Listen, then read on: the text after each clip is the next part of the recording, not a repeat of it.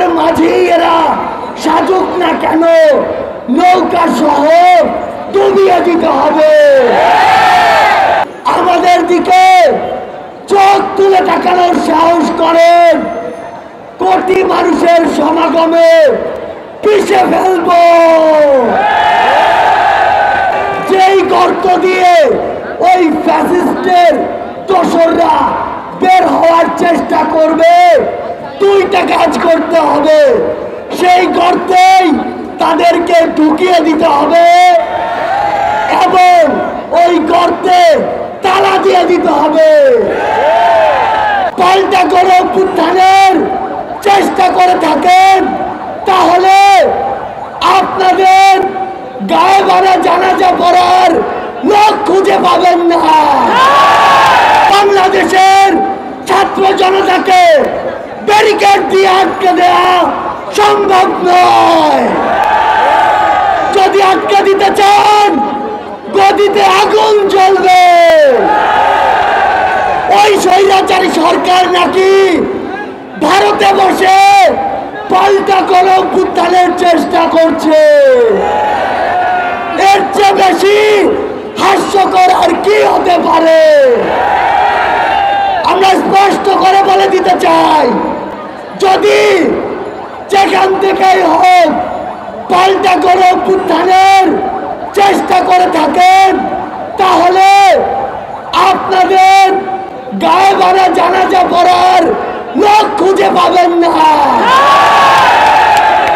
আমরা যখন রক্ত দিতে শিখেছি, তখন আপনাদের মতো ফ্যাসিস্টরা আমাদের লোক পর্যন্ত স্পর্শ করতে পারবে না। আমরা বলে দিচ্ছি, লক্ষ মানুষের সমাগম দেখেছেন।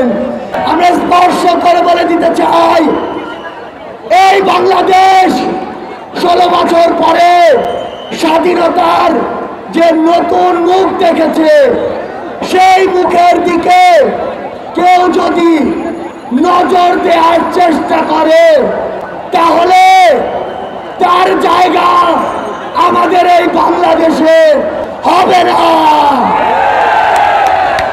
আমরা একটি কথা আপনাদের স্পষ্ট করে বলে দেই, ওই যে শয়তানরা, ওই যে কুচক্রীরা, তাদের যারা দোসর, তারা কিন্তু একদিনের অভ্যুত্থানে এই দেশ ছেড়ে চলে যায়নি। সালমান এফ রহমানের মতো ভণ্ড সেজে লুকিয়ে আছে আমাদের আশেপাশে। এদেরকে প্রতিহত করতে হবে। আপনাদেরকে স্পষ্ট করে বলি, আমরা আমাদের একটি ধাপ মাত্র পার হয়েছি।